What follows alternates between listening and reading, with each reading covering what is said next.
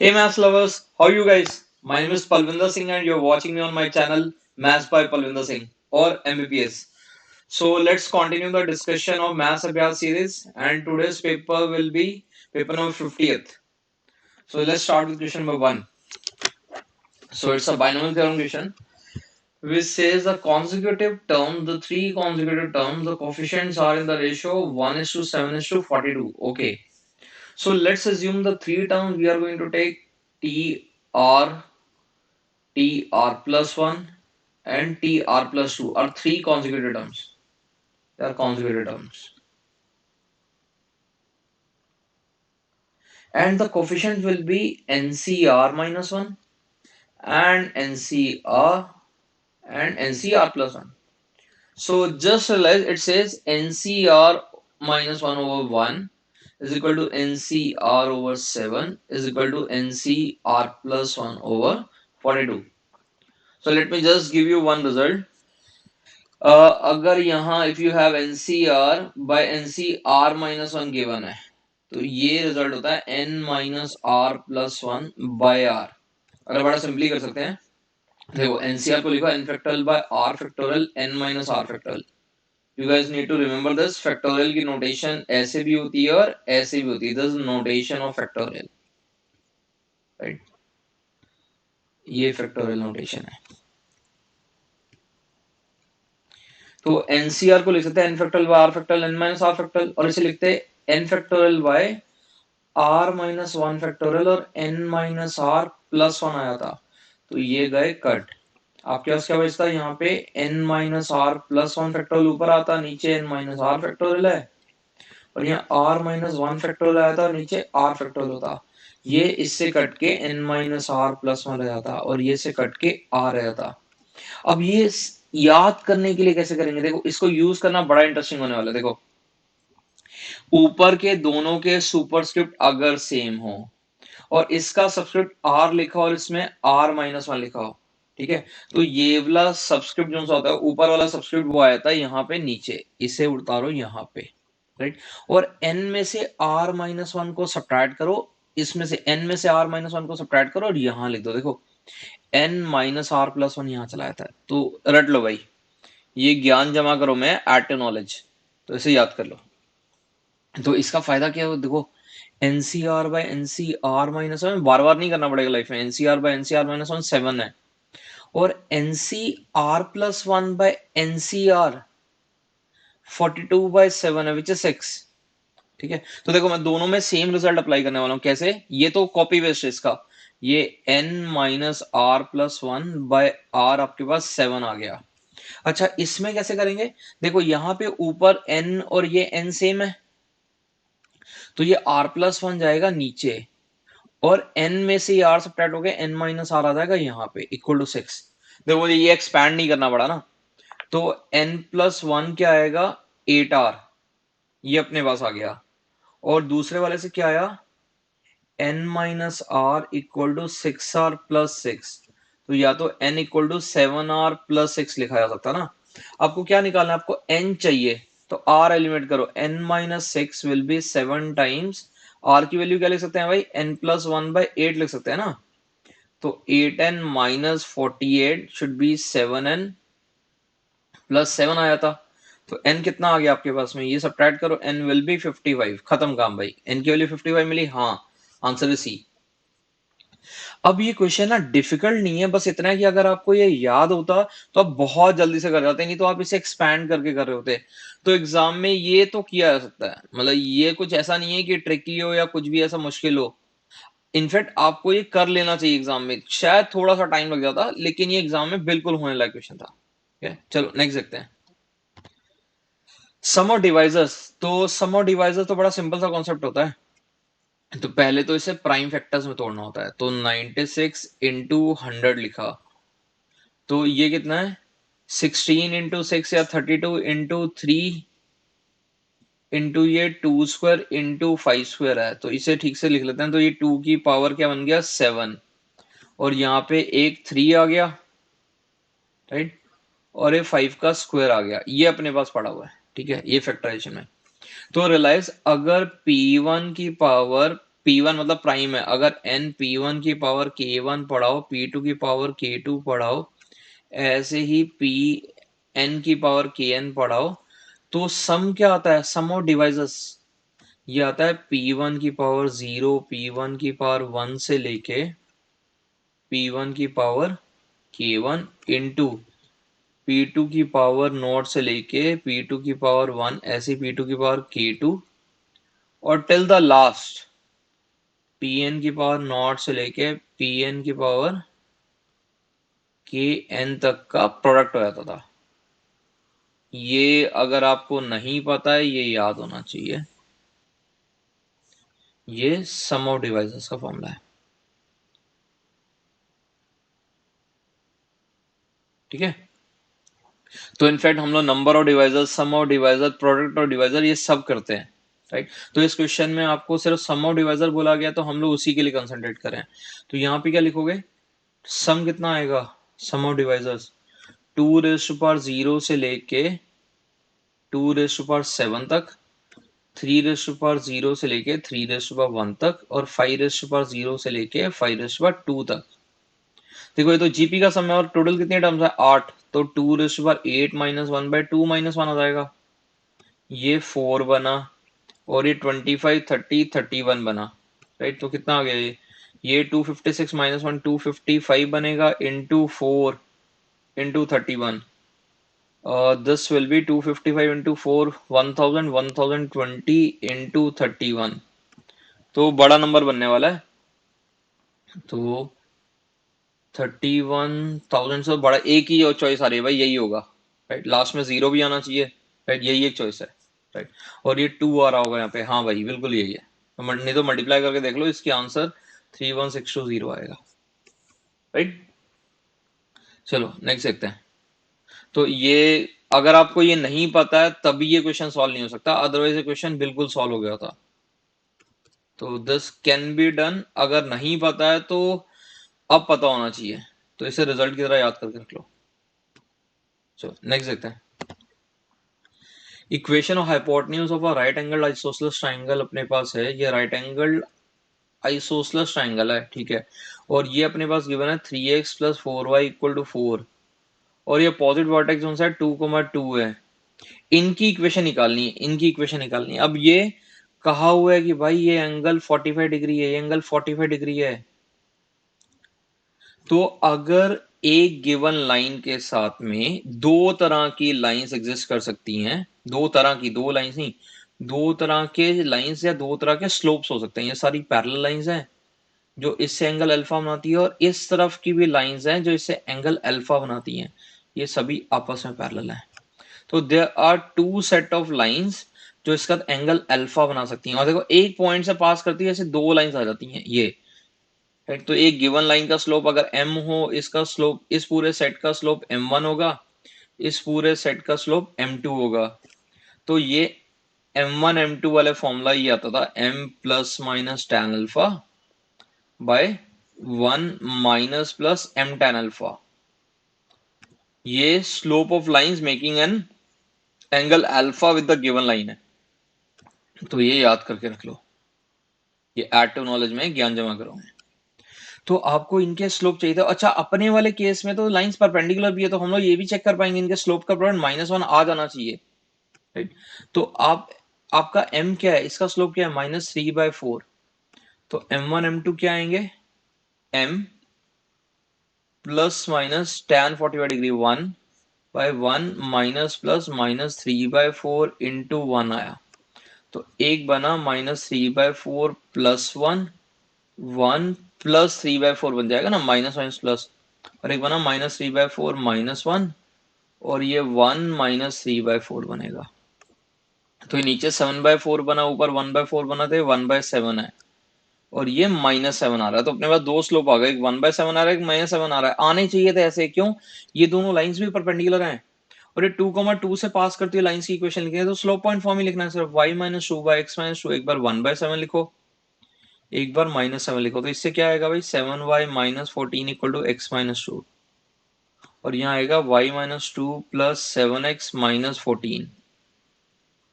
तो 7x + y is equal to 16 एक line आ रही है और एक आ रही है x minus 7y plus 12 equal to 0। मिली क्या मैं? हाँ भाई ये रहा आंसर विल बी ए। तो इजी क्वेश्चन है ये, तो मस्ट डू है भाई, ये आपको पता भी होना चाहिए, आपने पहले ऐसी चीजें की हो। अगर आपने स्ट्रेट लाइन में नहीं किया तो बहुत सारे क्वेश्चंस की कैटेगरी आपने मिस कर दी है, ये आपसे हो जाना चाहिए था।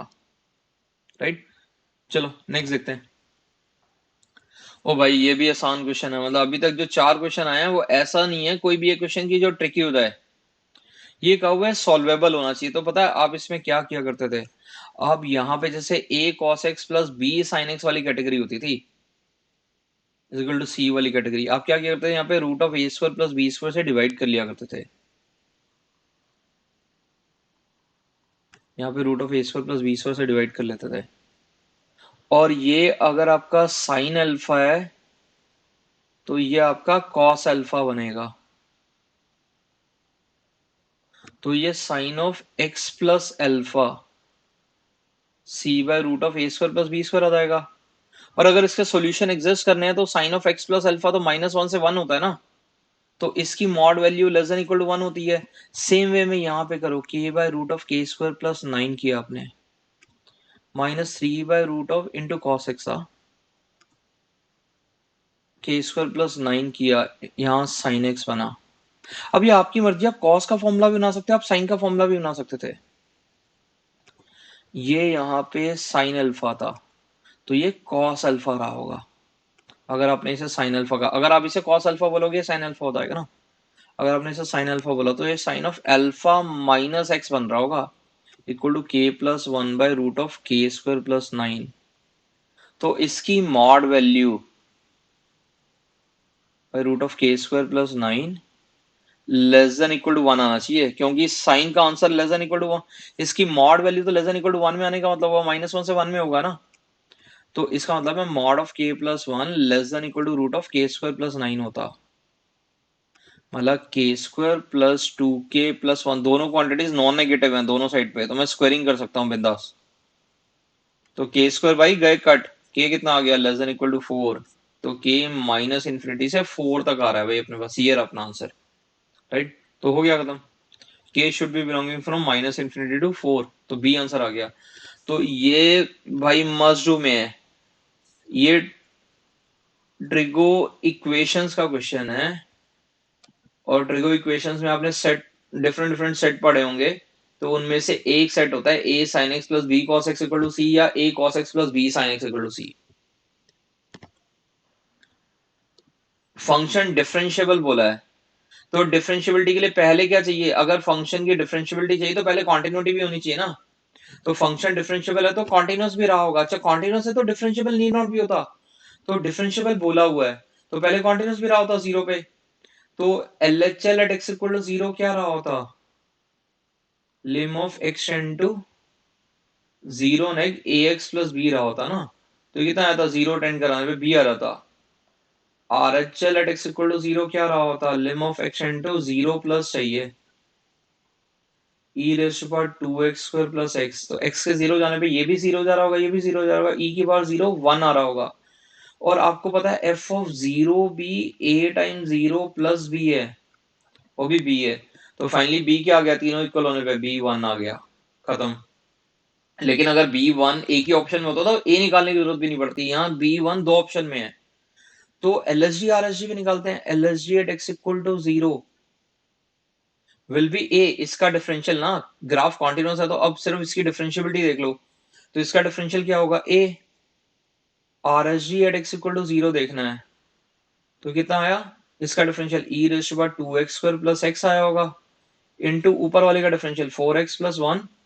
और हमें क्या करना है? x की वैल्यू 0 डालनी है भाई, डालो x की वैल्यू 0, ये 1 आया यहाँ पे, x की वैल्यू 0 डाल के, ये 4 इंटू 0, 4 इंटू 0 0 हो गया, प्लस 1 1 आ गया। तो LHD RHD इक्वल होनी चाहिए फंक्शन डिफरेंशिएबल होने के, तो a 1 होना चाहिए, a भी 1 है b भी 1 है भाई, खत्म question.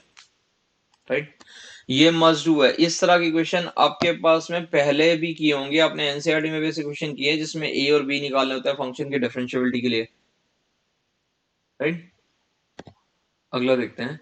Equation of circle which passes through these two points. ठीक है, तो हम लोग क्या करेंगे? फैमिली ऑफ सर्कल बनाएंगे। कैसे?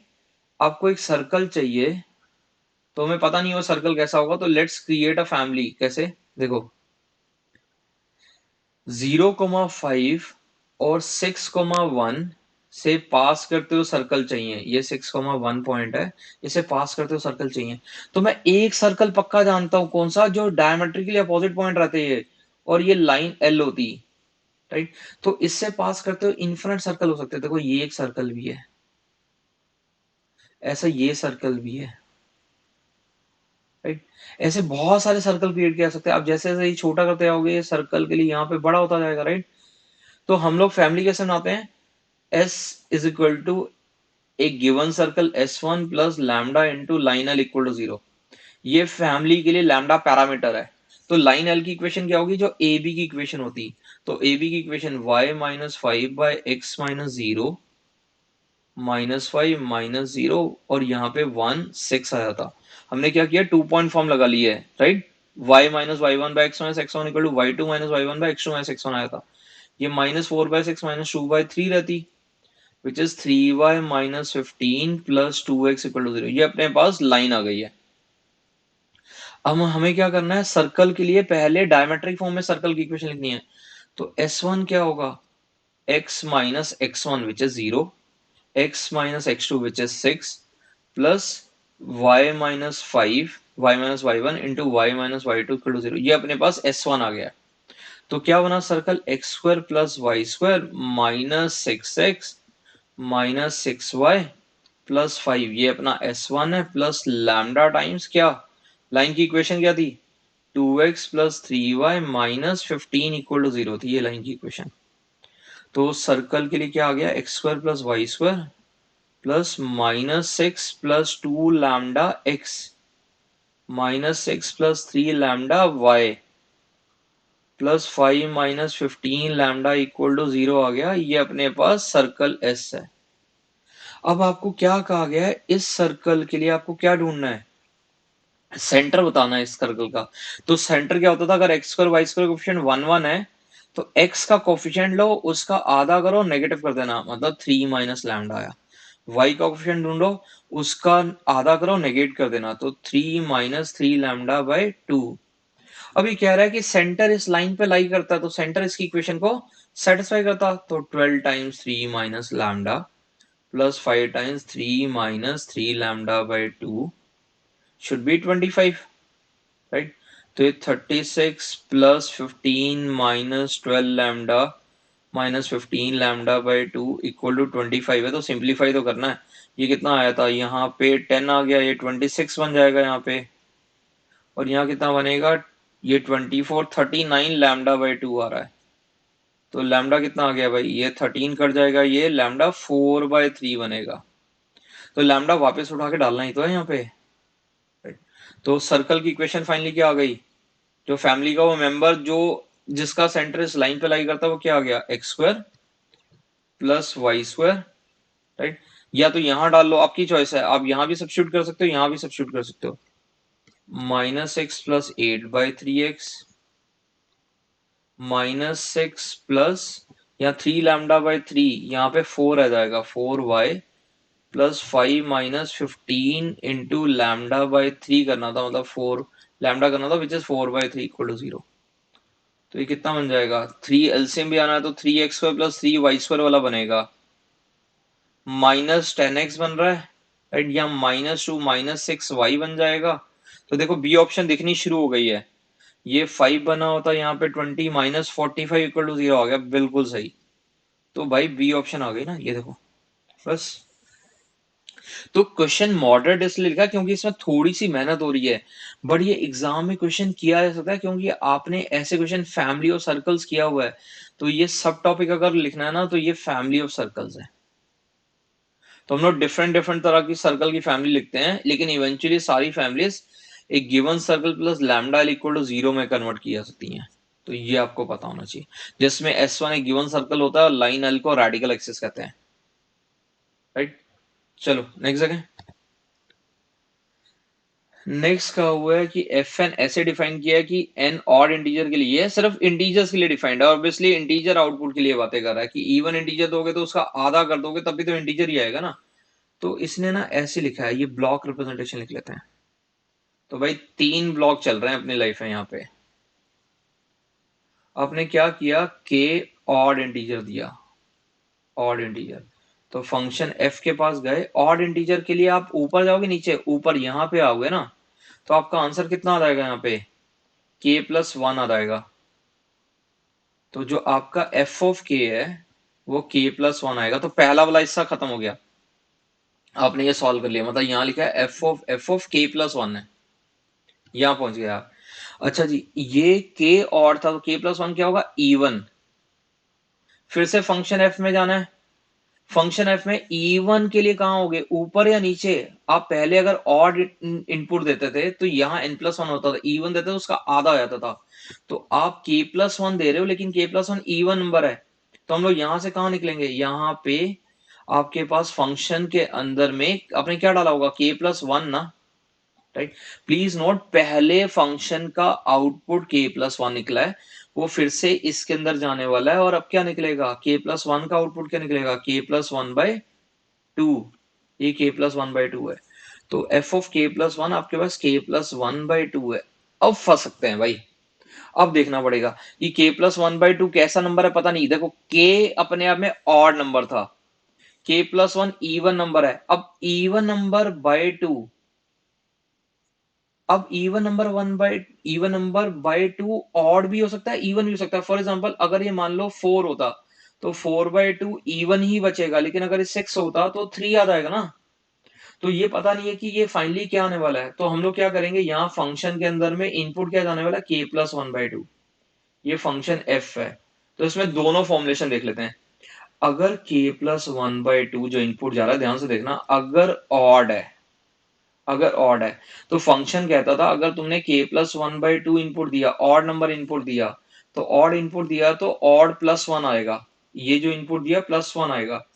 तो यहाँ पे क्या आएगा फाइनल आउटपुट, आउटपुट क्या आएगा यहाँ पे, k+1/2 +1 आ जाएगा अगर आपने ये दिया। अगर k+1/2 इवन रहा, राइट, तो आपका आउटपुट क्या आएगा, अगर इवन रहा तो इवन के लिए उसका आधा आता था, इनपुट का आधा आता था, k+1/2 का आधा k+1/4 आ जाएगा। अभी कह रहा है ये ना 33 होना चाहिए, तो या तो ये 33 वाला सिनारी होगा, ये 33 वाला सिनारी होगा। तो देख लेते हैं क्या हो रहा है। तो k+1 कितना आ जाएगा, 33 - 1 32, k+1 यहाँ पे 64 बना तो k 63 बन गया, राइट।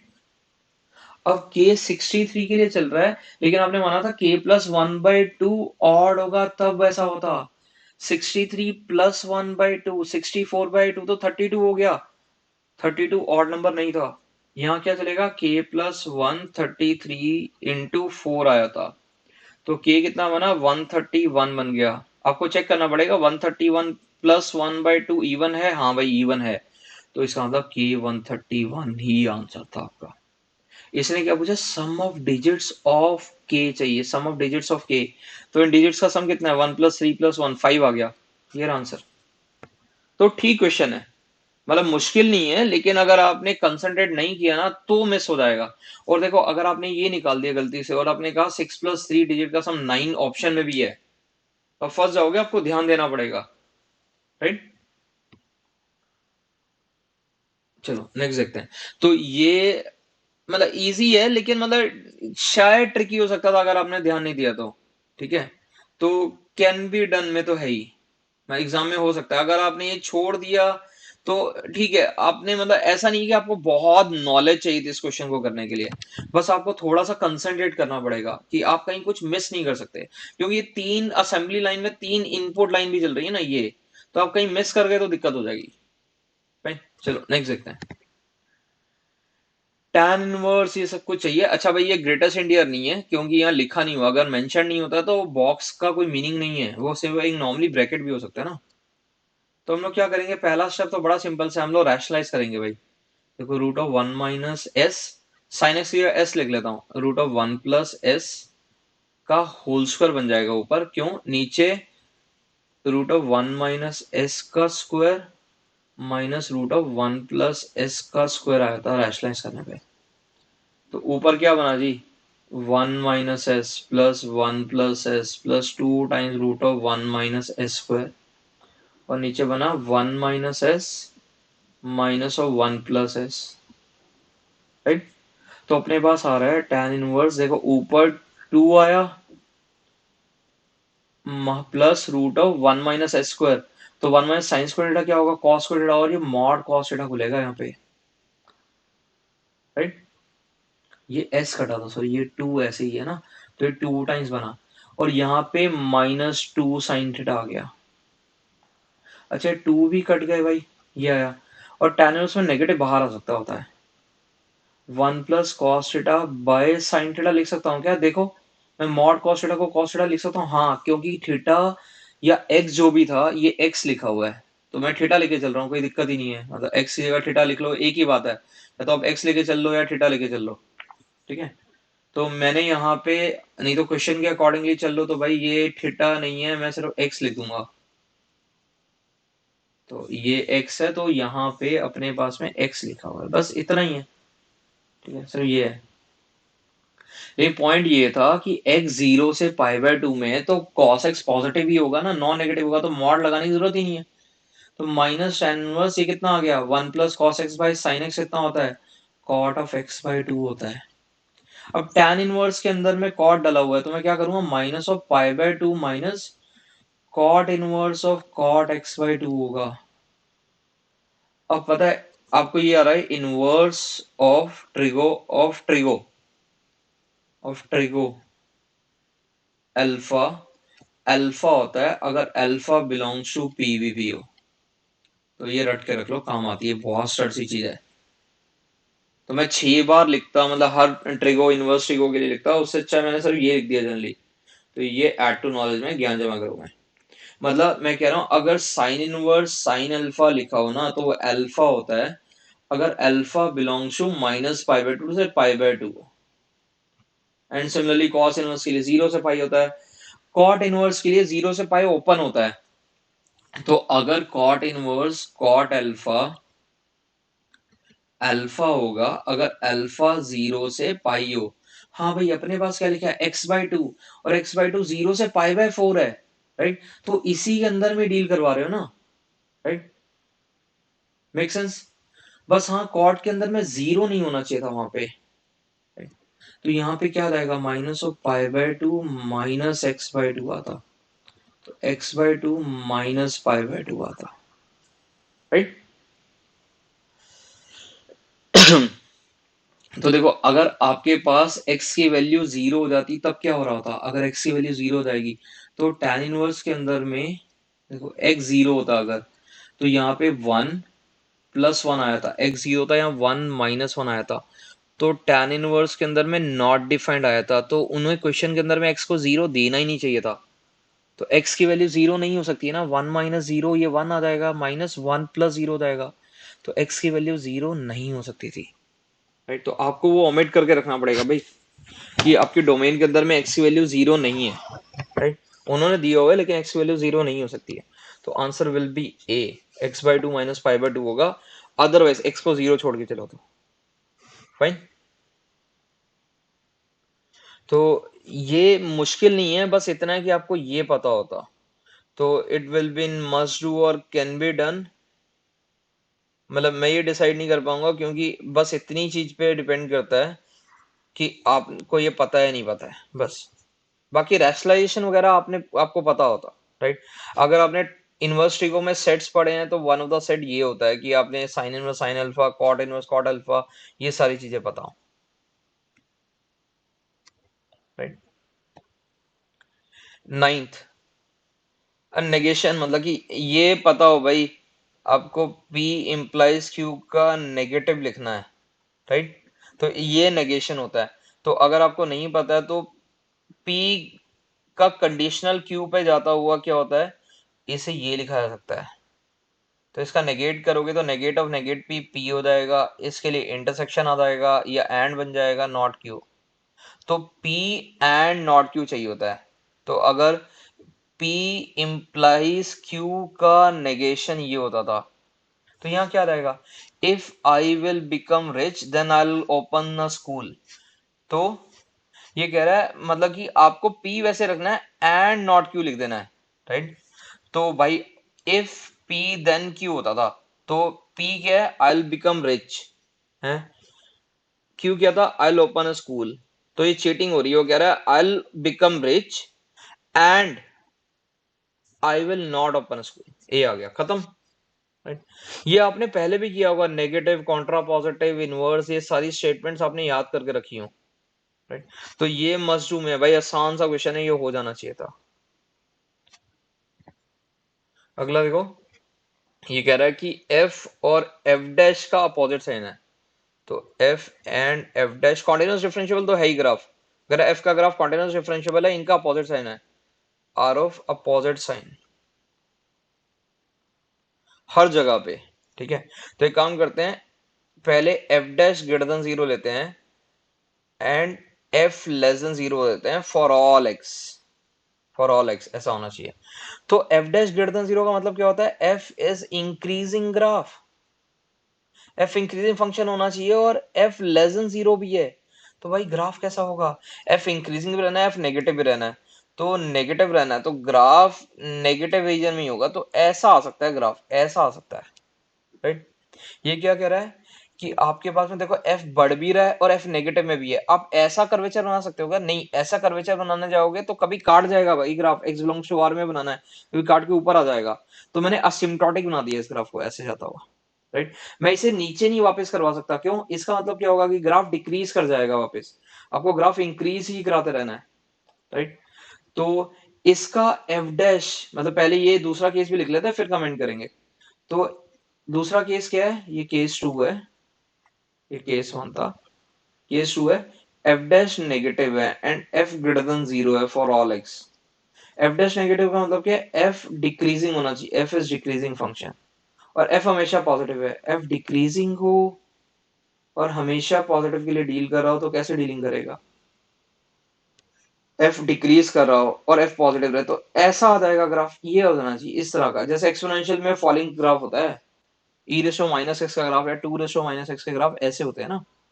तो ये कह रहा है क्या, अब कमेंट करना शुरू करते हैं, क्या F dash is always increasing, F dash always increasing का मतलब होता है क्या F double dash greater than zero है, दैट इज कर्वेचर जो है ऑलवेज कॉनकेव अप हो, कॉनकेव अप है क्या हमेशा, कॉनकेव अप होना चाहिए क्या हमेशा,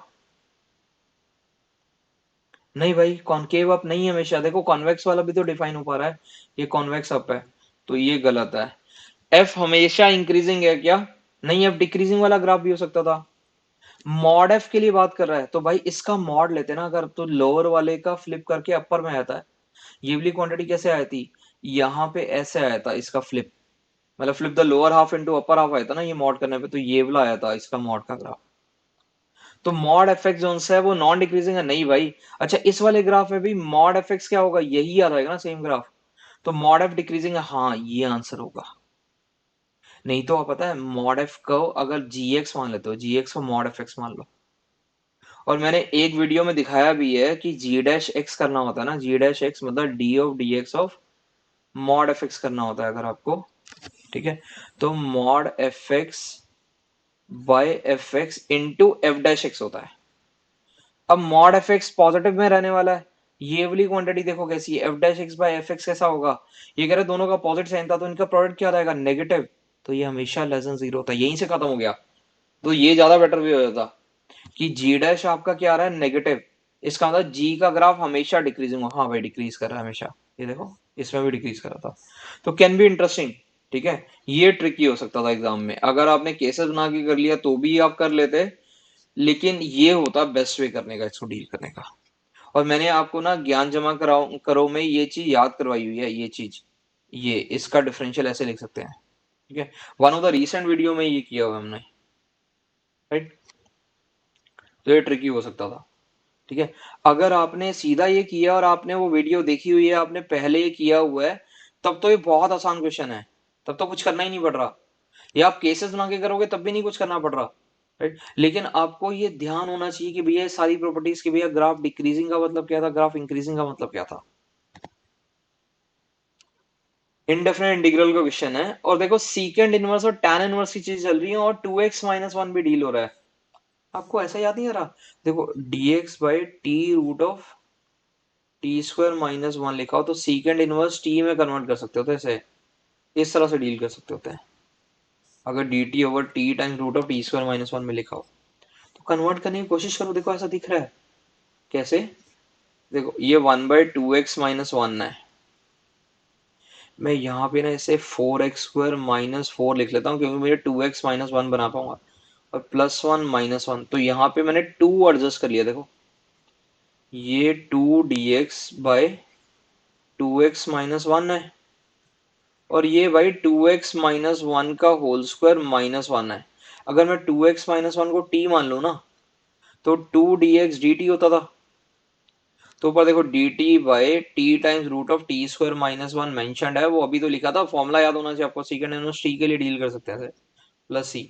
तो टी की जगह क्या लिख दोगे? सेकंड इनवर्स 2x-, खत्म क्वेश्चन। तो बड़ा पीसफुल सा क्वेश्चन है, हो जाना चाहिए था, राइट?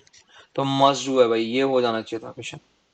कि अगर आपको लग रहा है यार ये तो ट्रिक होती, तो आपने आइडिया ही दे पड़ा है, तो इट्स ऑल अबाउट मैनिपुलेशन। और आपको ऑप्शन ही देख के बहुत हेल्प कर रही है कि आपको सीकेंड इनवर्स और टैन इनवर्स वाले फॉर्मेट में चाहिए। तो मैं टैन इनवर्स में सोचने से अच्छा मैं सीकेंड इनवर्स सोचने गया। क्यों? जो सीकेंड इनवर्स के फॉर्मेट में ये बाहर अकेला पड़ा होता है, कि जो सीकेंड इनवर्स में ये लिखा होगा इसके डिफरेंशियल में, ये जो पड़ा होगा वही यहाँ पड़ा होता। बस। Equation of tangent to parabola 10। अच्छा भाई ये ना इसके पैरेलल होनी चाहिए, ठीक है? तो मैं क्या करता हूँ, देखना बड़ा मस्त चीज है। अगर आपको पता है कि Y square equal to 4ax की प्रॉपर्टीज पता है ना, अगर आपको इसके लिए सब कुछ पता है तो शिफ्टेड वाले के लिए रोटेटेड सबके लिए डील किया जा सकता है। कैसे? देखो मैं अगर इसे डील करूंगा, मैं y square equal to 4 times x plus 5/4 लिखूंगा और मैं इस पैराबोला को Y square equal to 4x में कन्वर्ट करूंगा। कैसे? x प्लस 5/4 का नाम कैपिटल एक्स रख लेते हैं और स्मॉल वाई का नाम कैपिटल वाई रख लेते हैं, एक ही बात है, राइट? तो ये capital y square equal to 4x आ जाएगा। ये capital y square equal to 4x है। इसके लिए टेंजेंट की इक्वेशन वही लिखनी आती है स्लोप फॉर्म में।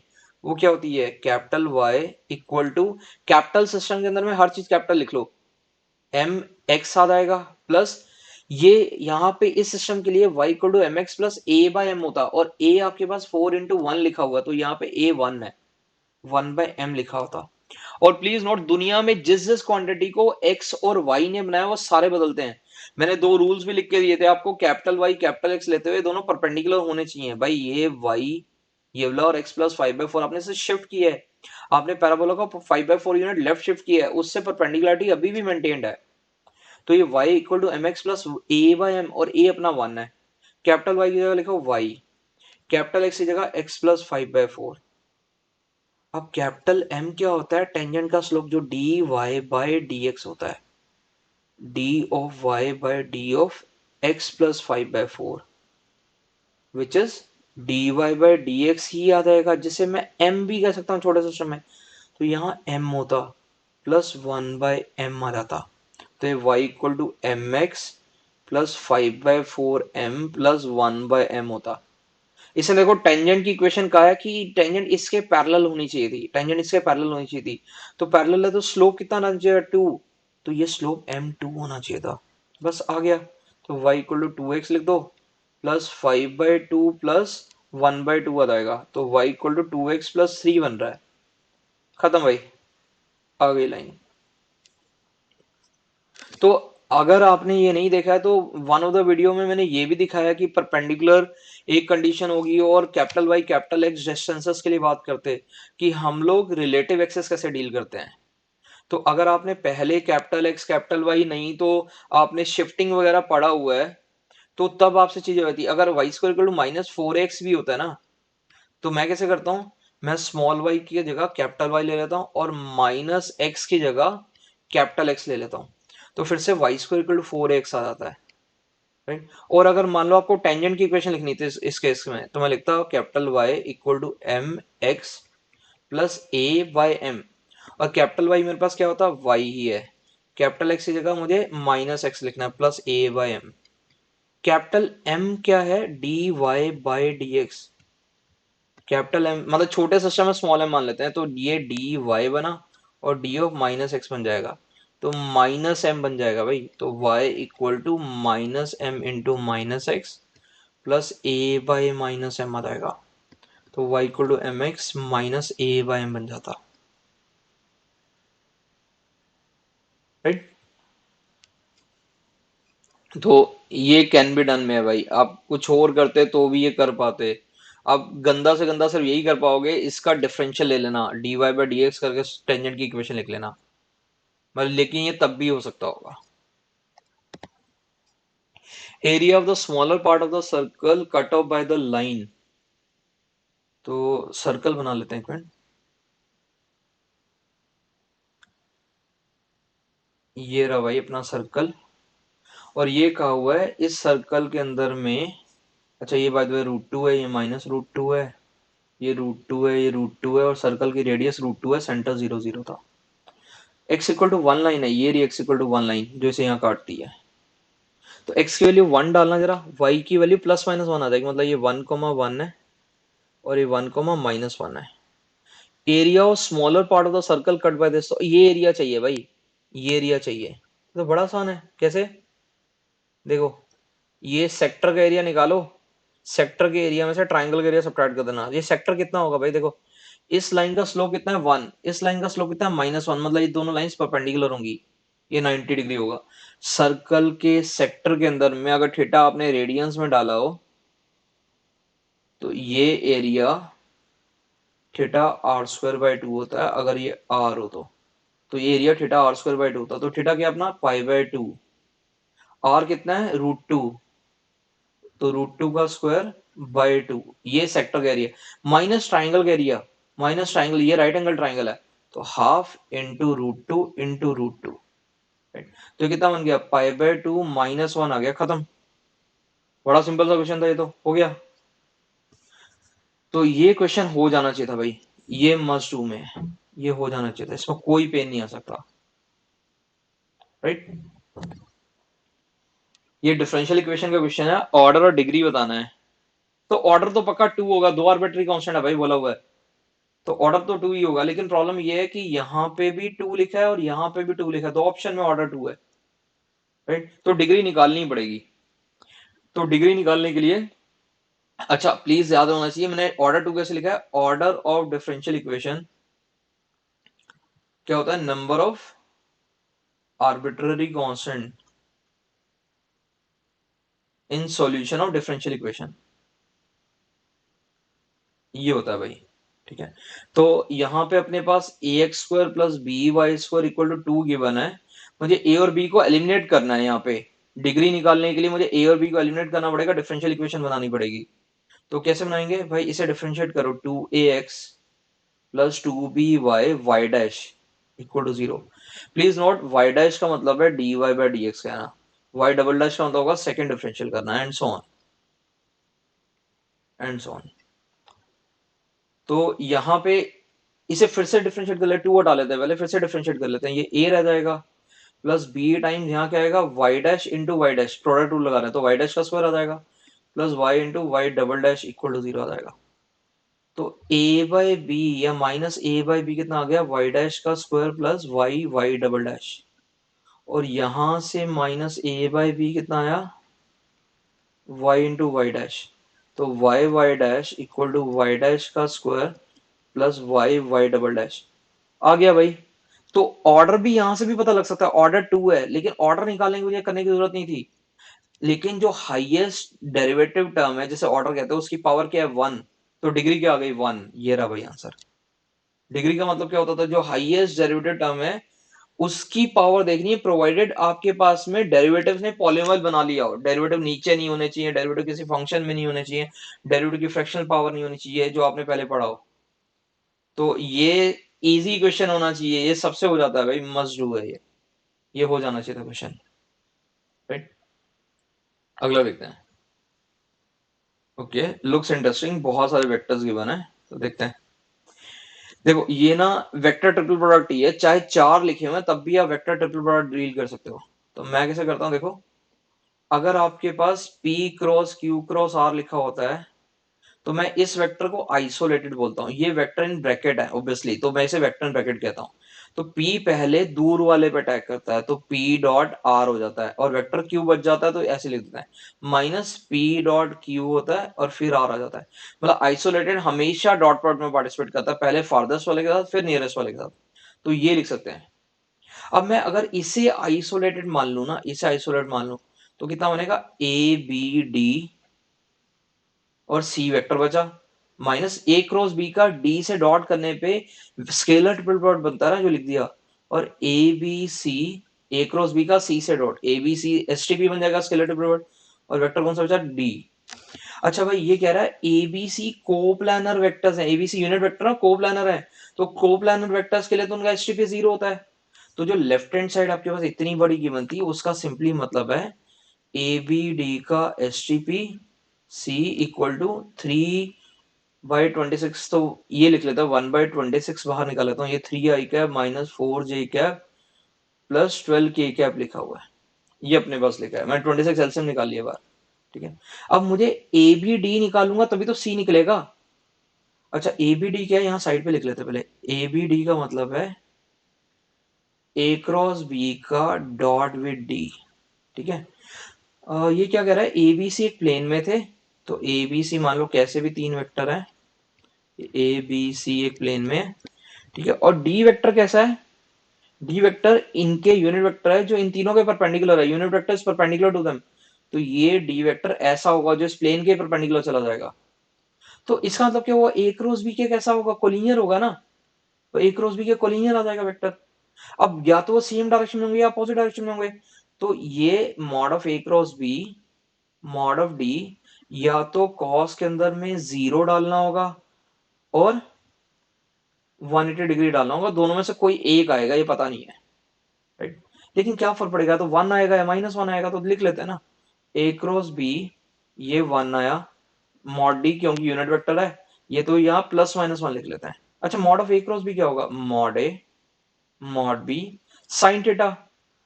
अब यहाँ पे साइन 30 डिग्री गिवन है, वो हाफ आ गया इंटू +-1, और ए और बी यूनिट वेक्टर थे, तो ये +-हाफ आ गया भाई। तो लेफ्ट हैंड साइड इसे सिंप्लीफाई करके लिख लिया था, ये +-हाफ सी है 1/26, 3i cap minus 4j cap plus 12k cap, तो सी क्या आएगा, +-1/13, 3i cap minus 4j cap plus 12k cap आया। तो 3 - 4 12 वाला आना चाहिए, 3 - 4 12 वाला आना चाहिए, और साथ में इसने सी को भी यूनिट वेक्टर कहा था, तो आपको इस बात का ध्यान रखना, सी यूनिट वेक्टर हो, सी यूनिट वेक्टर है क्या, इसका मैग्नीट्यूड कितना है, √3² + 4² + 12², तो 144 + 25 116 13, हाँ भाई है। तो ये सी या तो प्लस वाला आएगा या माइनस वाला आएगा, तो एक ही ऑप्शन गिवन है, प्लस वाला है, तो आ गया आंसर, अदरवाइज माइनस वाला भी आंसर हो सकता था, राइट। तो ठीक क्वेश्चन है, मतलब अगर ये एग्जाम में, मतलब ऐसा हो सकता है कि आप कहीं पे फंस जाओ, या अगर आपको ये नहीं पता तो ट्रिकी हो जाए, तो मैं इसे फिर भी ट्रिकी मेंशन कर रहा हूँ, क्योंकि ऐसा हो सकता है कि एग्जाम में आपने वेक्टर्स अगर ठीक से नहीं किया है तो आप फंस जाओ। आपको बहुत सारी चीजें पता होनी चाहिए थी, आपको ये वेक्टर डिप्लॉयड किस तरह से डील करोगे 4 वेक्टर में, वो पता होना चाहिए था पहले, तो वही एक चीज बहुत जरूरी थी। नेक्स्ट देखते हैं, direction cosines of normal to plane containing the lines. Okay भाई, बड़ा सिंपल सा लग रहा है क्वेश्चन, तो देखो, एक प्लेन है जिसमें दो पैरेलल लाइंस है, मुझे कैसे पता पैरेलल है, 2 3 5 2 3 5, इसके अलोंग के वेक्टर्स पता है, राइट, और इसका पॉइंट x-0 y-0 z-0 इसे सेटिस्फाई नहीं करता है भाई। अगर इसका पॉइंट 0 0 0 इसे सेटिस्फाई कर जाता तो दोनों लाइंस कोइंसाइड हो जाती, तो ये दो लाइंस ऐसी हैं इस प्लेन में, तो एक लाइन का पॉइंट लिख लेते हैं, ये लाइन 0 0 0 से पास करती है, और ये लाइन कहीं पे 1 1 1 से पास करती होगी, और इनके अलोंग के वेक्टर दोनों के क्या है, 2i cap plus 3j cap plus 5k cap. तो आपके पास इस प्लेन में दो वेक्टर्स पता है, एक वेक्टर तो ये है, एक वेक्टर तो 2i cap plus 3j cap plus 5k cap था, और एक vector i cap plus j cap plus k cap है।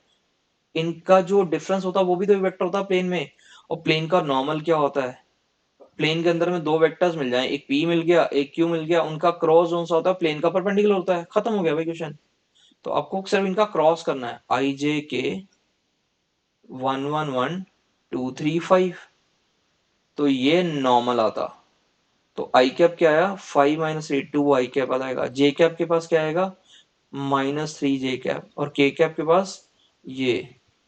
लेकिन ये तो वेक्टर आया, हमें यूनिट वेक्टर चाहिए, तो n बाय मॉड n चाहिए, वो n कैप होता।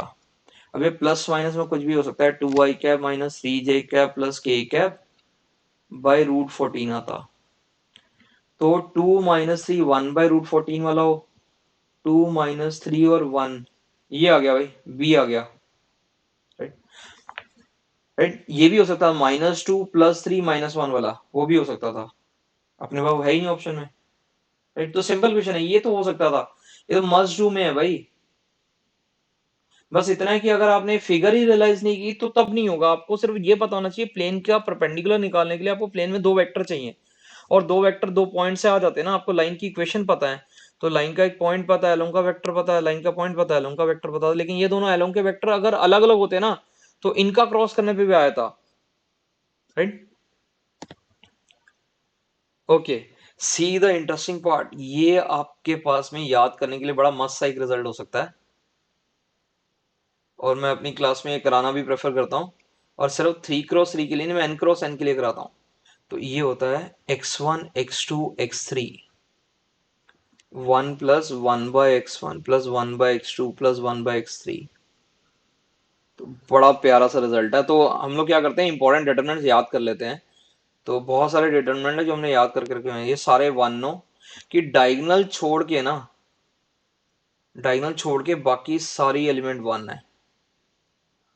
तो ये सारा 1 है, ये सारा 1 है, मतलब यहाँ जो भी डायगोनल को छोड़ के एलिमेंट है वो सारी 1 है। तो इसका प्रोडक्ट जो आता है वो पाई एक्स आई आता है, i = 1 to 1। पाई का, कैपिटल पाई का मतलब होता है प्रोडक्ट लिखना, x1 से लेके xn तक का प्रोडक्ट टाइम्स 1 + 1/xi लिखना। तो ये याद कर लो भाई, 3 के लिए बहुत बार आपके काम आएगा, और 3 के लिए तो आपको बहुत क्वेश्चन दिख जाएंगे, n के लिए भी कुछ क्वेश्चन है। तो मैं आपको ट्राई करने के लिए क्वेश्चन दे सकता हूँ कि आप अपने पास रख सकते हो।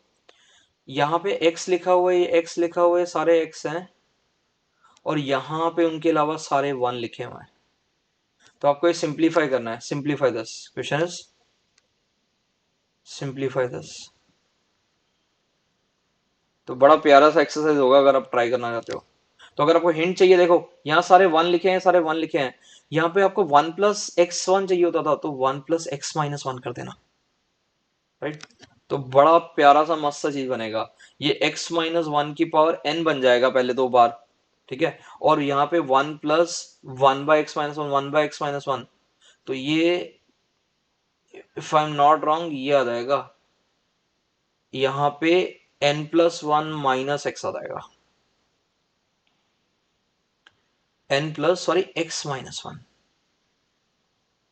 यहाँ पे 1/x - 1 ऐसे बनेगा ना, देखो आपके पास में x-1 की पावर n आ जाएगा। मैं लिखने नहीं वाला हूँ, ये क्वेश्चन सॉल्व नहीं करे अभी। ये x-1 की पावर n आ जाएगा, 1 + 1/x - 1, 1/x - 1, तो x-1 कितनी बार आएंगे, n बार, n/x-1 आएगा, तो x-1 + n आया था। राइट, और नीचे वाला x-1 पावर n से कट के n-1 दे देता, या ये आपको प्रूव करना है। तो ये वाला क्वेश्चन देखो ऐसा ही तो लिखा है, ये alpha square beta square gamma square आपके x1 x2 x3 है। तो ये वाली सिंप्लीफिकेशन क्या आएगी, alpha square beta square gamma square 1 + 1/अल्फा स्क्वायर 1/बीटा स्क्वायर और 1/गामा स्क्वायर, ये आ जाएगा। राइट, तो आपके पास में ये सॉल्व करना है, तो आपके पास x³ - 3x² + 4x + 4 = 0 है, जिसके रूट अल्फा बीटा गामा है। तो मैं बेटर करने की कोशिश करूंगा, तो एक इक्वेशन निकालो जिसके रूट 1/अल्फा 1/बीटा 1/गामा हो, नहीं तो आप इसे भी सिंप्लीफाई कर सकते हो। ऐसी इक्वेशन निकालो जिसके रूट 1/अल्फा 1/बीटा 1/गामा हो, तो उसमें क्या करना होता है, रिप्लेस x/1/x। राइट, या उल्टी सीरीज चला दो, यहां से सीरीज चला दो क्यूबिक में, एक ही बात है। देखो 1/x³ - 3/x² + 4/x plus 4 = 0, equation के जो रूट होंगे वो 1/अल्फा 1/बीटा 1/गामा होंगे, मतलब 4x³ + 4x² - 3x + 1 = 0। मैं आपको कह रहा था इसका उल्टा चला लो, तो इसके रूट 1/अल्फा 1/बीटा और 1/गामा होते हैं। तो 1/अल्फा + 1/बीटा + 1/गामा कितना होगा, sum of the root taken one at a time, ये -4/4 आ जाएगा। S2 का मतलब है 1/अल्फा इंट्रैक्शन टर्म्स, 1/बीटा इंटू 1/गामा, 1/गामा इंटू 1/अल्फा, वो -3/4 आता। और S3 होता 1/अल्फा, 1/बीटा, 1/गामा, वो -1/4 आता। ये -1 है। अब आपको क्या चाहिए, इनके स्क्वायर्स के सम। तो 1/अल्फा प्लस 1/बीटा प्लस 1/गामा का होल स्क्वायर इज 1/अल्फा स्क्वायर प्लस 1/बीटा स्क्वायर प्लस 1/गामा स्क्वायर प्लस 2 टाइम्स इनकी इंट्रैक्शन टर्म्स, 1/अल्फा इंटू 1/बीटा, 1/बीटा इंटू 1/गामा, तो ये S2 लिख सकते हो। तो ये S1 स्क्वायर -2S2 होता है, 1/अल्फा स्क्वायर प्लस 1/बीटा स्क्वायर प्लस 1/गामा स्क्वायर, राइट। तो देखो अल्फा बीटा गामा कितना था, -4 था, तो -4 का स्क्वायर आ जाएगा यहाँ पे, 1 प्लस ये वाला लिखना है, तो ये S1 स्क्वायर -2S2 है। तो वैल्यू डालना शुरू करते हैं, 16, 1 प्लस S1 कितना था भाई, -1 था ना, तो -1 का स्क्वायर 1 आ गया, -2 टाइम्स S2 कितना लिखा, -3/4,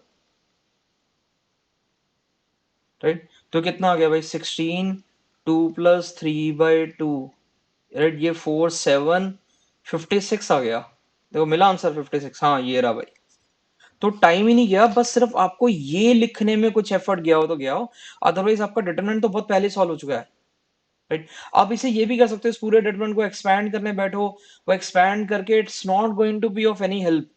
आप फिर तो इसका एलसीएम लेके करोगे, तो ये इसकी एक्सपेंशन से जो आएगा वही इसका एलसीएम से आ रहा होगा, राइट। तो ये याद करके रखा हुआ तो बहुत हेल्प होने वाली है। और ऐसे क्वेश्चन नहीं, ऐसे कई क्वेश्चन एग्जिस्ट करते हैं, तो कैन बी ट्रिकी। इसे लग सकता है डिटरमिनेंट खोलते खोलते में ही जान चली जाए, तो बेटर है कि लोग इसे मतलब कि छोड़ के अगला क्वेश्चन पहले देख लें, राइट। लेकिन अगर आपको ये पता है ना, तो क्वेश्चन में टाइम ही नहीं जाएगा, हार्डली आप 1 से 1.5 मिनट में क्वेश्चन कर दोगे। आपको कहा हुआ है 1 - i/x/1 + i/x, ओके। अच्छा क्वेश्चन लग रहा है, देखो 1 - i/x/1 + i/x है। अच्छा, हमेशा नोट करके रखना कि मैं आयोटा हमेशा साइन के साथ आता हूँ। मैं क्या करूँ, -i, कॉस को फ्री कर लेता हूँ, और यहाँ कितना आना चाहिए, यहाँ 1 आना चाहिए था, तो +i/sin π/7 बन जाएगा, ठीक है।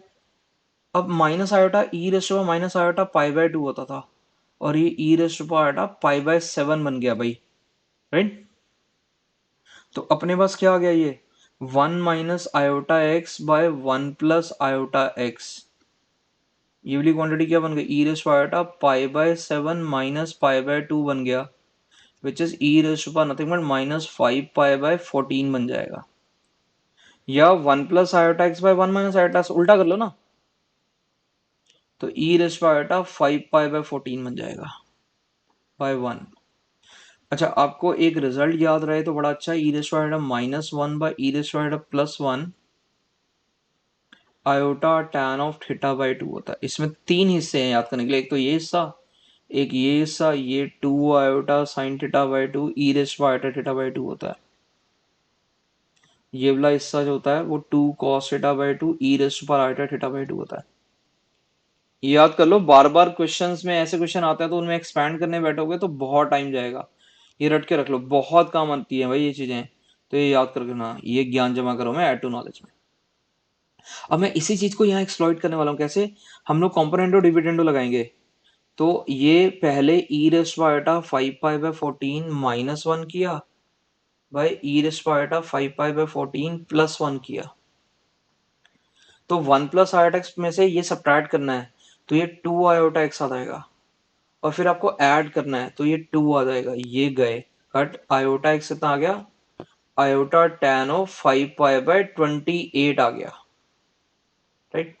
तो यहाँ पे आयोटा गए कट, तो x की वैल्यू tan में आ रही है, जबकि मुझे कॉट में चाहिए, तो कॉट में कैसे करूंगा, ये कॉट ऑफ π/2 माइनस 5π/28 होगा, cot of π/2 minus theta tan theta होता ना, तो 14 कर लिया तो कितना आ गया, कॉट ऑफ यहाँ पे 9π/28 आ जाएगा, राइट। तो ये क्या कह रहा है, कॉट k π/28 होता है, तो k क्या आ गया, 9, यस ये रहा, मिल गया आंसर, राइट। तो ठीक क्वेश्चन है, ये पता है तो बड़ा जल्दी हो जाएगा। और फिर भी इसके अंदर में उसने फंसाने के लिए माइनस आयोटा वाली चीज दी थी, तो मैं, मेरी हैबिट ये है कि मैं कभी भी ये देखना नहीं चाहता था।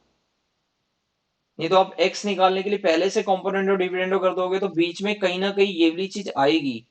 ये वाली चीज cos theta plus iota sine theta minus one आप कर ही रहे होगे अदरवाइज, राइट। और मैं ना आपको e raise to iota minus one, चलो डेरिवेशन भी दिखा देता हूँ। अगर आप e raise to iota theta by two बाहर निकाल लो, ये e raise to iota theta by two minus e raise to minus iota theta by two होता है। और ई रेस देखो, e raise to iota alpha होता था cos alpha plus iota sine alpha, जैसे लोग सेस भी पढ़ते हैं, सेस ऑफ अल्फा। और e raise to minus iota alpha क्या होगा, cos alpha minus iota sine alpha. अगर आप इन्हें करो सब्ट्रैक्ट, ये टू आयोटा साइन अल्फा होता है, तो देखो यहाँ पे क्या आ जाएगा, e raise to iota theta by two, ये two iota sine theta by two आ जाएगा। ऐसे ही डिनोमिनेटर भी करके देखना आप, राइट। तो ये याद कर लो भाई। तो कैन बी इंटरेस्टिंग, ये इंटरेस्टिंग क्वेश्चन है कि अगर आपने ये नहीं किया है पहले से कभी, तो थोड़ा सा चैलेंजिंग होगा या ट्रिकी होगा। तो ये दूसरा क्वेश्चन है पेपर में जिसे मैंने ट्रिकी बोला है। ओके, 19 क्वेश्चन प्रोबेबिलिटी का क्वेश्चन है। कहता है प्रोबेबिलिटी शुभम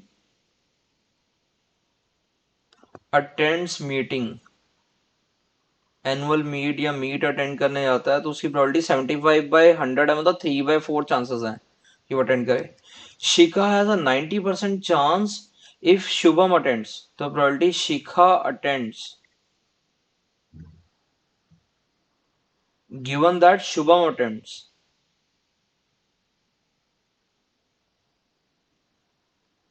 उसके चांसेस 9/10 है या 0.9 प्रोबेबिलिटी है। Otherwise she has 40% chance of attending, तो प्रोबेबिलिटी ऑफ शिखा अभी भी अटेंड कर रही हो जब शुभम अटेंड नहीं कर रहा है, डजंट अटेम्प्ट, तब प्रोबेबिलिटी 0.4 है कि भैया वो अटेंड करने जाएगी। इफ आई गो टू, अच्छा मैं जा रहा हूँ भैया एनुअल मीट में, मेरा तो पहले डिसाइड कर लिया मैं जा रहा है, और शिखा गई हुई है, शिखा को आपने देख लिया वहां पे, इसकी क्या प्रोबेबिलिटी है कि शुभम भी था। तो ये बेस करूंगा क्वेश्चन है, कैसे देखो। अब पहले क्या है, शुभम के बारे में बात करनी है कि शुभम गए या नहीं गए। तो मैं तो आउटसाइडर हूं भैया शुभम, और ये सारी कहानी शिखा की है। Shubham attends, Shubham does not attend.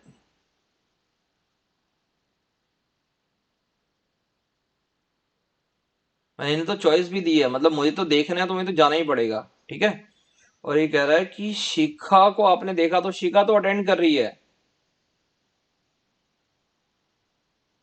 ठीक है। तो इन पे मार्क कर लेते हैं, ये ब्रांचेस में जो लिंक गिवन है इनके, ये स्टार्ट है हमारा। भाई शुभम अटेंड करने जा रहा है, वो 3/4 चांस है कि शुभम अटेंड करने जाएगा, राइट। शुभम अटेंड नहीं करने जाएगा, 1/4 चांस है, या तो जाएगा या नहीं जाएगा, राइट। अब वो कह रहा है ये लेग का मतलब क्या है, गिवन दैट शुभम ने अटेंड किया, शिखा अटेंड करने जाती है, तो ये 0.9 है।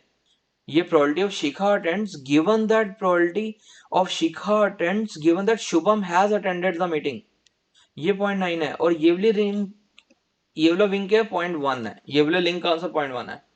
आपको क्या चाहिए, आपको चाहिए if I go to annual meet and Shikha is there, तो हमें चाहिए probability that Shubham attended given that Shikha attended, तो उल्टा चाहिए, शिखा ने अटेंड की है मीटिंग, इसकी क्या प्रोबेबिलिटी कि शुभम भी था मीटिंग में। ये पास्ट टेंस है, पास्ट टेंस की प्रोबेबिलिटी कैसे निकालते हैं, बेस टर्म से। और बेस टर्म कैसे लगाते हैं कि भैया आपके पास में आपको क्या चाहिए था, ये वाला पाथ चाहिए था, तो इस पाथ को लिखो ऊपर, by sum of all the pass.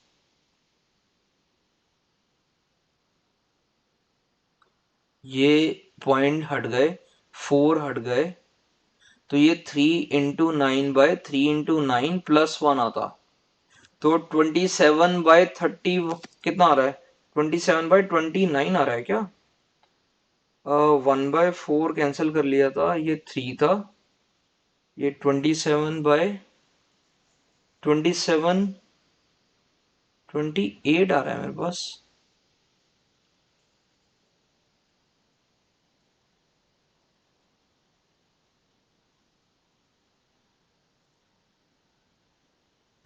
Interesting. Wait sorry, ये 0.4 है, ये 0.4 है, माय बैड, ये 0.4 है भाई। तो यहाँ पे 4 रह गया होगा ना, ये 4 रह गया होगा, तो दिस 31, यस। तो 27/31 रहा होगा, राइट। तो सब कुछ ठीक ही था, बस ये कैलकुलेशन के अंदर में इशू किया कि ये यहाँ पे लिंक पे इसकी वैल्यू 0.1 नहीं है, 0.4 है। ओके, तो इट्स मस्ट डू वाला क्वेश्चन है भाई, ये क्वेश्चन हो सकता था, बस आपको थोड़ा सा ध्यान रखना होगा। मैंने वैल्यू लिखते हुए यहाँ ठीक लिखा था, यहाँ पे गड़बड़ कर दी थी, तो फंस सकते थे। अच्छा है वो ऑप्शन ही थी, नहीं फंस जाते। अब देखो ये क्या कह रहा है, ए और बी दो मैट्रिसेस है, so the order of matrix A का ऑर्डर 5x7 है, ठीक है। अब आपको कहा गया कि ए ट्रांसपोज बी डिफाइंड है, तो a transpose b, a transpose के लिए क्या होगा, 7x5, और डिफाइन होने के लिए इसका 5 होना चाहिए पहले, और ये पता नहीं क्या होगा, ठीक है। वो कह रहा है बी ए ट्रांसपोज भी डिफाइंड है, बी ए ट्रांसपोज क्या था, 7x5। तो यहाँ पे क्या हुआ अपने पास में, ये भी डिफाइंड होना चाहिए। तो ये डिफाइंड होने का मतलब क्या है, क्वेश्चन मार्क इंटू 7 होता है यहाँ पे। इसका मतलब क्या हुआ अपने पास, व्हाट डज मीन, कि भैया आपके पास बी के लिए पहले 5 है और फिर 7 है, तो बी बेसिकली 5x7 का ही है। तो बी ट्रांसपोज 5x7 है क्या, नहीं। बी ट्रांसपोज ए देखना है, बी ट्रांसपोज क्या था, 5x7, sorry B transpose 7x5 आ जाएगा ना। बी 5x7 है, तो बी ट्रांसपोज 7x5 आता है, ए क्या था, 5x7। तो इसका ऑर्डर क्या है, 7x7। हाँ भाई ये रहा, आंसर ही मिल गया। बी ट्रांसपोज ए 5x5 है, नहीं। B transpose a not defined है, नहीं भाई डिफाइंड है। Answer will be b simply, right. तो ये तो मस्ट डू में सिंपल क्वेश्चन था, दो कोड़ी का क्वेश्चन है, कैन बी डन। अगला देखते हैं। अच्छा भाई ये क्वेश्चन गलत है, यहाँ पे एक्सटेंड टू जीरो होना चाहिए, मैं इन्फिनिटी के लिए भी दिखा देता हूँ, लेकिन ये एक्सटेंड टू जीरो वाला क्वेश्चन है। ये e raise to power x into e लिखा है, ये ln of 1 + x³ into e raise to minus x है, सो दैट एक्स के जीरो जाने पे क्वांटिटी जीरो जा रही होगी ना। और यहाँ पे x³ into e raise to power minus x लिखा है। मैं यहाँ कंप्लीट कर रहा हूँ फॉर्मूला, ये फॉर्मूला बना लिया। यहाँ पे x³ into e raise to power minus x लिख लिया। साइन को 2x के पास यहाँ पे क्यूब चाहिए, तो मैं यहाँ 2x का क्यूब जनरेट कर लेता हूँ, और यहाँ पे 2x का क्यूब जनरेट यहाँ कर लिया। ये क्वांटिटी इससे गई कट, ई आ गया बाहर।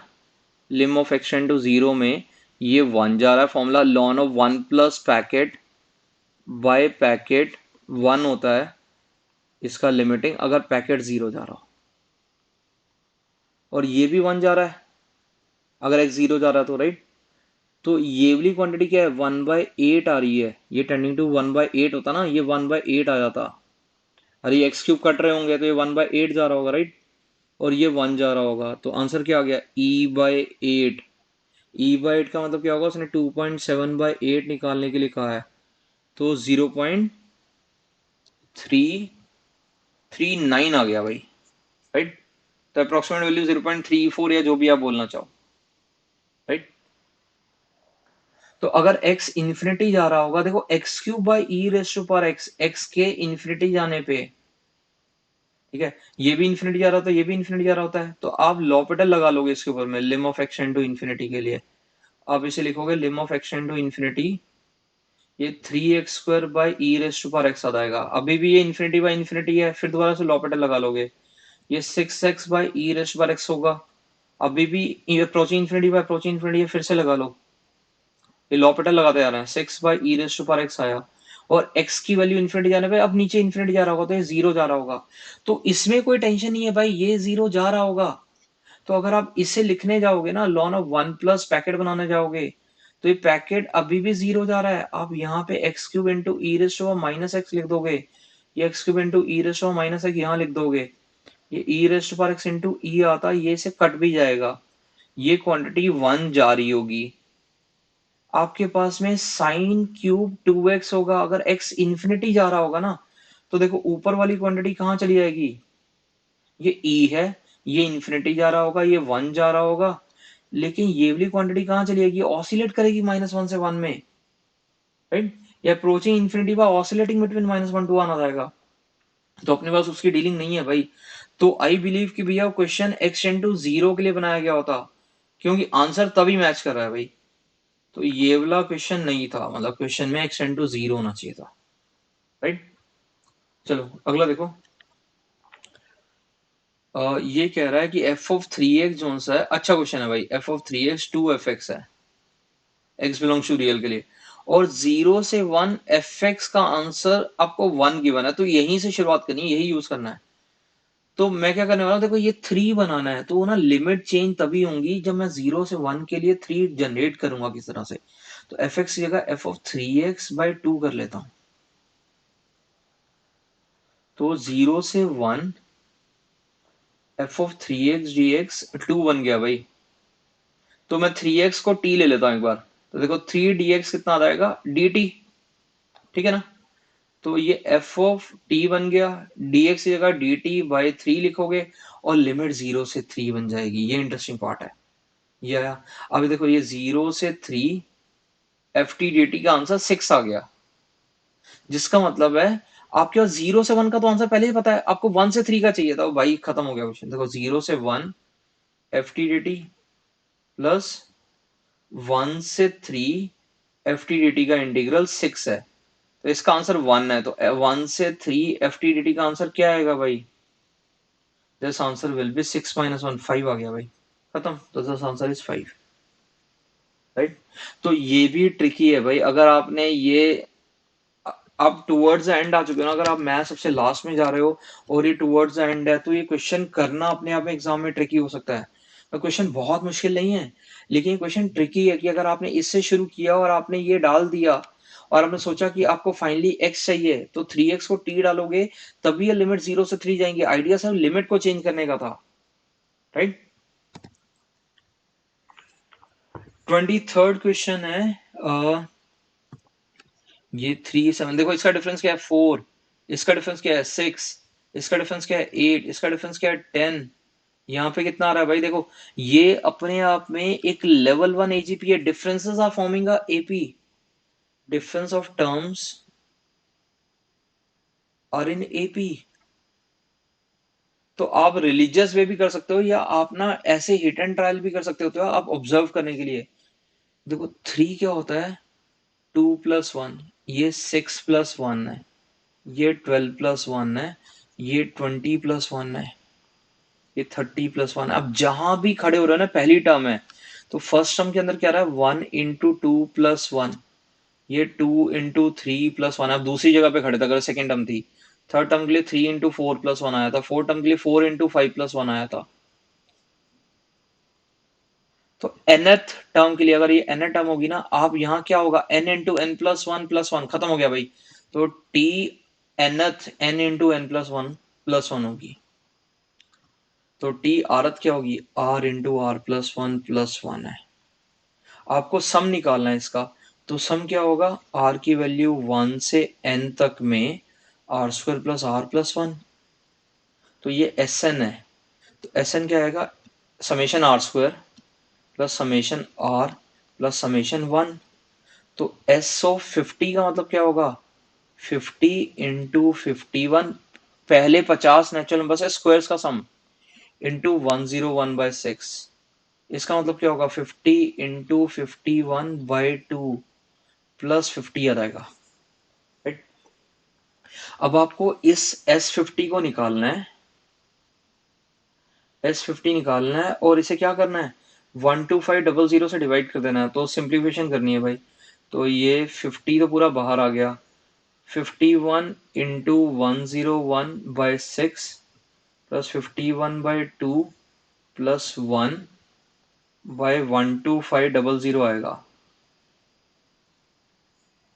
तो लेट्स सिंप्लीफाई दिस, ये 2 हो गया, आपके पास में 51/6 आ जाएगा, ये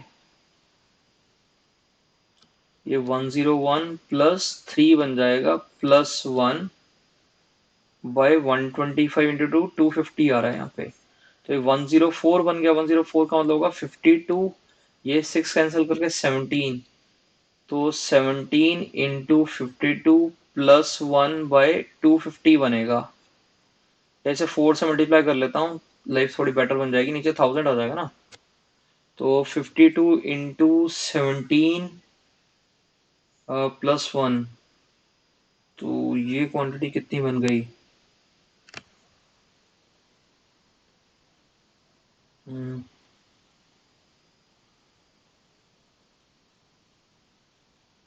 this quantity should be what? 52, 17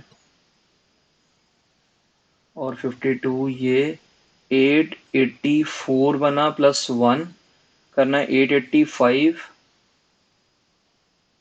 into 4/1000 करना होगा। तो दिस इज, ये निकाल लोगे भाई कितना आ रहा है? 3200, 3540 आएगा। 3.54 आ जाएगा भाई, ये 3.54 आ गया। ये 3540 आ जाएगा ना, 3540। चेक कर लेना सर, बाई 1000 आया, ये कट गया, 3.54 होगा। तो बस कैलकुलेशन ही करनी पड़ी है थोड़ी सी बस। तो आपने पता है मैंने टीआर के अंदर में बहुत टाइम सेव कर लिया था, टीआर बड़ी जल्दी निकाल लिया था। और उसने कैलकुलेशन के लिए वो दिया हुआ है, मतलब अब उसको मैं अवॉइड नहीं कर सकता था इस क्वेश्चन में। तो कैन बी ट्रिकी अगर आप ये यूज करने वाले हो। अदरवाइज आप टीआर के लिए इसे t r a r square plus b r plus c लेके भी कर सकते हो। क्यों? जब दो बार डिफरेंस लेने पे कांस्टेंट आया ना, इसका डिफ एक बार लिया फिर दोबारा डिफ लिया, तो जितने लेवल पे आपको डिफ लेके कांस्टेंट आता है वो उसकी डिग्री हो जाती है, अगर आपने डिफरेंसेस इन एपी पढ़ा है पहले तो। नेक्स्ट देखते हैं। Theta is the angle between pair of tangent drawn from, भाई स्टैंडर्ड क्वेश्चन है, तो ये तो आपको मैं याद करने के लिए देता हूँ भाई यहाँ पे, कि अगर आपके पास कहीं पे भी एक एलिप्स के अंदर में, एक स्टैंडर्ड एलिप्स में आपके पास में अगर आपने एक्सटर्नल पॉइंट से टेंजेंट डाली है, ये पी पॉइंट x1 y1 से, और ये आपके पास x² + a² + y² - 1 equal to 0, इस इक्वेशन को s बोल देता हूं अगर, राइट। आपको ये एंगल निकालना है तो इसका फॉर्मूला आप सीधा बना सकते हो। tan थीटा आता है 2ab√s eight p x1, y1। तो p पॉइंट को इसकी इक्वेशन में डाल देना, bye mod of x1² + y1² - a² - b² आता है। अगर ये हाइपरबोला होता, ये एलिप्स के लिए था। सेम वे में अगर ये हाइपरबोला होता, तो हाइपरबोला के लिए equation x² / a² - y² / b² - 1 equal to 0 होती ना।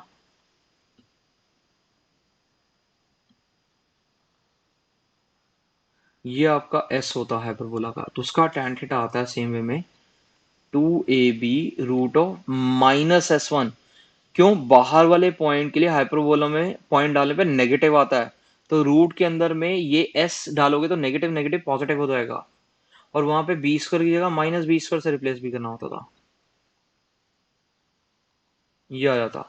अगर पैराबोला में ऐसे लिखा हो, तो पैराबोला के लिए आता है, अगर s(y²) - 4ax लिखा हो इक्वल टू 0 के लिए, तो उसके लिए सिमिलरली tan थीटा जो आता है वो √s1/mod(x1 + a) होता है। और s1 का मतलब है आपने p पॉइंट डाला फ्रॉम x1 y1 से, बस। तो ये याद कर लो भाई, फिर तो क्वेश्चन खत्म है। ये तीनों बहुत सीधा यूज हो सकते हैं, याद कर लेना भाई। ये ज्ञान जमा करो में, मतलब इस पूरे पेपर में सबसे इंपॉर्टेंट डिस्कशन शायद यही हो सकती है कि आपको ये याद रहे, राइट। अब देखो आपके पास में अगर यहाँ वैल्यू डालनी है, तो आप यहाँ क्या करने वाले, बस ये वैल्यू सब्स्टिट्यूट करो। x² / 5/3 था प्लस y² / 5/2 -1 इक्वल टू 0 था, ये आपका s, और आपको 1,2 से देखना है। तो आप क्या लिखोगे? tan थीटा क्या लिखोगे? 2ab, 2 times √5/3 √5/2।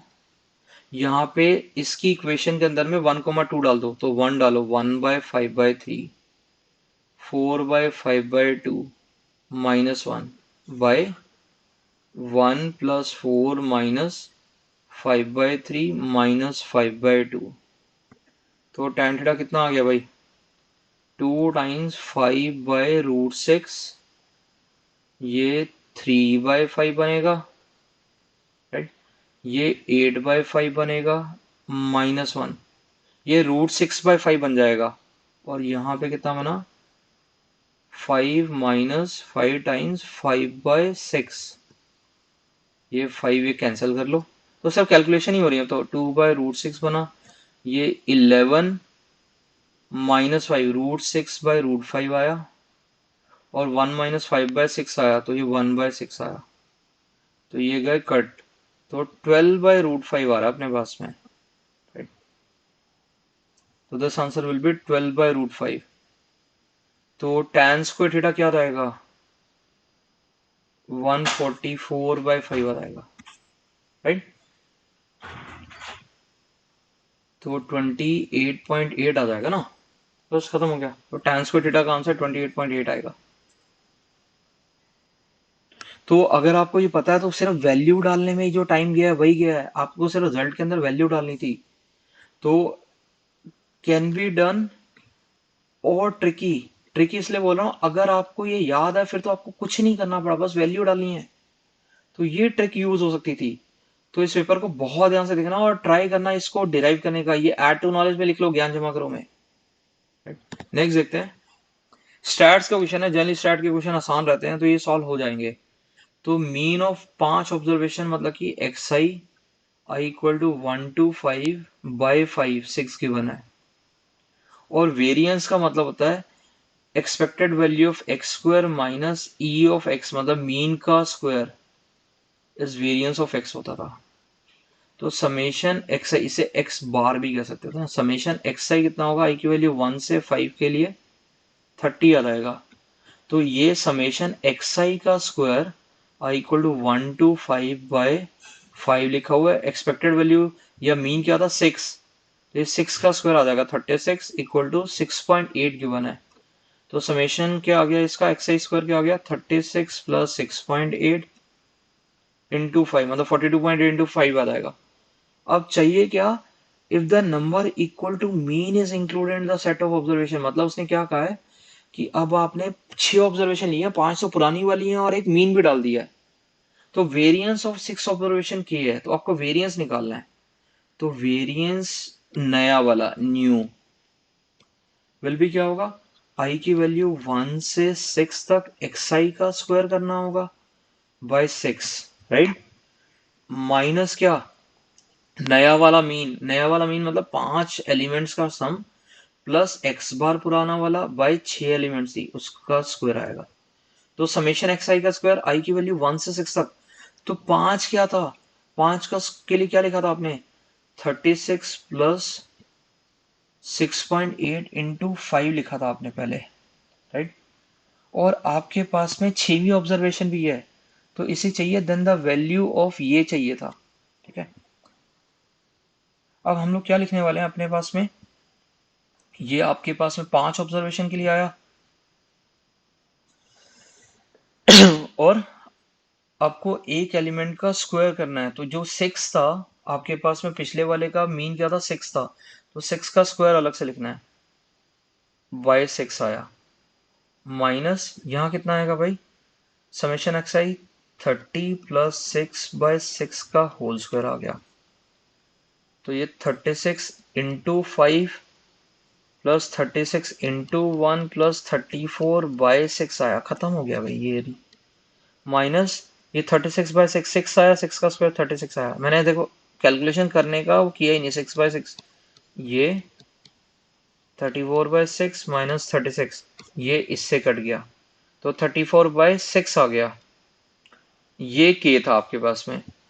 अब इसने कहा वेरिएंस ऑफ 6 ऑब्जर्वेशन के था, ये आपका वेरिएंस था। तो 34/k क्या आया, 6 आ जाएगा, खत्म, ओवर। तो ये मैं मस्ट डू भी लिख सकता हूँ, क्योंकि इसके अंदर में मतलब कुछ ऐसा है नहीं कि आपसे ये क्वेश्चन आओ, बस आपको वेरिएंस पता होना चाहिए और एक्सपेक्टेड वैल्यू ये सब कुछ पता होता, राइट। नहीं तो आप इन्हें समेशन में लिखोगे तो इंडिविजुअल क्वांटिटीज में लिख लोगे, राइट। तो अगर आप ऑब्जर्व करोगे ना, तो आपके पास में जैसे पहला क्वेश्चन है उसके अंदर में ये इन्फॉर्मेशन मैंने नहीं दी है, अगर आपको ये पता है तो आप इस क्वेश्चन को जल्दी कर जाओगे। ये क्वेश्चन अगर आपको ये पहले से नहीं पता है तो फिर एग्जाम में नहीं हो रहा है, ये इतना आसान नहीं रहेगा। ये सिंपल क्वेश्चन था, हो जाना चाहिए। ये सिंपल क्वेश्चन रहता, ये सिंपल क्वेश्चन रहता। देखो अभी तो 5 क्वेश्चन में 3 क्वेश्चन तो मैं कह ही रहा हूँ ये हो जाते। ये फैमिली और सर्कल अगर आपने पढ़ा हुआ है ना तो सिर्फ एक कैलकुलेशन वाली बात है इसमें। ये अपने आप में पुरानी नॉलेज कुछ भी नहीं चाहिए, सिर्फ आपको पता होना चाहिए कि पहले ब्लॉक का आउटपुट दूसरे ब्लॉक में इनपुट कितना जा रहा है। ये कंपोजिट फंक्शन होते हैं। Should be simple, can be done. ये पता होता है भाई। कुड बी ट्रिकी, अगर आपने मॉड एफएक्स का डिफरेंशियल अगर आपने पहले किया हुआ है तो बड़ा सिंपली हो जाता। Should be simple. ये सिंपल ही रहता अगर आपने कैपिटल एक्स कैपिटल वाई वाली पहले कभी इस तरह की जर्नी की है लाइफ में तो सिंपल भाई। ये भी सिंपल है। ये कैलकुलेशंस में फंस जाओगे बस, अगर आप कहीं और गए तो कैलकुलेशन में फंस जाओगे, इसलिए मैंने ट्रिकी बोला है। ये सिंपल रहता। अब आपके पास में अगर ये नहीं पता है तो आपको टाइम लग रहा होता, बस इतना ही फर्क आने वाला था। अगर आपको ये पता है तो ये आगे के लिए याद करके रख लो। तो ये भी ज्ञान जमा करो। इसमें बहुत सारी चीजें आ गई हैं आज की क्लास में, अगर आपने ये वीडियो बहुत ढंग से देखा है तो you will have an number of things which you can use. तो आपके लिए आप एक क्या काम करो, हर पेपर से आप एक शीट बनाते जाओ और लिखते जाओ कि आपके पास क्या क्या चीज नई आ रही है। राइट। ये हो सकता है कि आप किसी अलग तरह से करते होते लेकिन शायद इससे जल्दी हो पाता। राइट, इस चीज को यूज करके जल्दी होता। ये आपने पहले ऐसे क्वेश्चन किए हुए हैं। राइट, यहाँ पे बीच में गलती हो गई थी, हमने 0.4 की जगह 0.1 लिख दिया था पहले। तो ये सिंपल था भाई। ये क्वेश्चन ही गलत है। आई एम प्रीटी श्योर कि भैया एक्सटेंड टू 0 होना चाहिए, नहीं तो वो आंसर आएगा नहीं न्यूमेरिकल वैल्यू में कुछ भी। ये ट्रिकी रहता। ये सिंपल था, बस कैलकुलेशन थोड़ी सी इन्वॉल्व होती। राइट। हाँ भाई, अगर ये पता है तो भाई बहुत मस्त चीज है ये पता होना। ठीक है, ये सिंपल रहता। ठीक है, तो वही एग्जाम के एनालिसिस की बात कर रहे थे। तो ये क्वेश्चंस टॉपिक वाइज लिखा हुआ कि भैया किस टॉपिक के लिए आपके पास कितने क्वेश्चंस आए हैं। तो आप ये टेबल नहीं भी बनाओगे तो चलेगा, लेकिन आपको अपने एग्जाम का भी एनालिसिस करना है। देखो मैंने यहाँ लिखा भी हुआ है कि अगर आप एग्जाम दे रहे होते हो तो आपको एक साउंड स्लीप होनी चाहिए। तो हर रात को पेपर अपलोड हो जाता है अभ्यास के लिए उनकी ऐप पे। तो आप सुबह उठते ही तो पढ़ने बैठते हो तो पहली चीज ये कर सकते हो कि पेपर कर लो। और पेपर करते हुए एक सेटिंग में पेपर करना प्लीज। ऐसा नहीं कि आप बीच में उठ रहे हो कि भैया आप वॉशरूम जा रहे हो, पानी पीने कुछ और एक्टिविटी करने के लिए जा रहे हो, वो मत किया करो। ऐसा सोचो कि आप एग्जामिनेशन हॉल में ही बैठे हो। आपको जो भी चीज की रिक्वायरमेंट है अपने डेस्क पे वो होना चाहिए। आपको शीट चाहिए, स्पेयर पेन चाहिए, वाटर बॉटल चाहिए, वो सब कुछ आपके पास होना चाहिए। और जैसा मैं अभी कह रहा था कि आपको अपनी एक एनालिसिस शीट बनानी चाहिए। आपने पेपर दे दिया, उसके हाफ एन आवर तक रुक जाओ और उसके बाद में जब आप स्कोर देखते हो आप देखो कि आप कौन सा क्वेश्चन गलत हुआ है। और इस वीडियो को देखते हुए आपको ये होगा कि अच्छा ये वाला क्वेश्चन को ऐसे किया जा सकता था। और आप अपने जैसा से पेपर देते जाओगे ना, आपके मिस्टेक्स करने की टेंडेंसी उतनी ही कम होती जाती है। राइट। और अगर आप पेपर में देखते हो कि भैया आपने ये मिस्टेक की थी, अच्छा ये वाला टॉपिक रिवाइज करने के लिए उससे ये भी एक आइडिया लगता है कि कौन से टॉपिक में अभी आपको जान लगाने की और जरूरत है। ठीक है, I hope guys this should be the end of the session. ठीक है, अगर ये वीडियो भैया पसंद आई तो please do like share subscribe. Will be ending for now. Thank you guys, please share it. Thank you.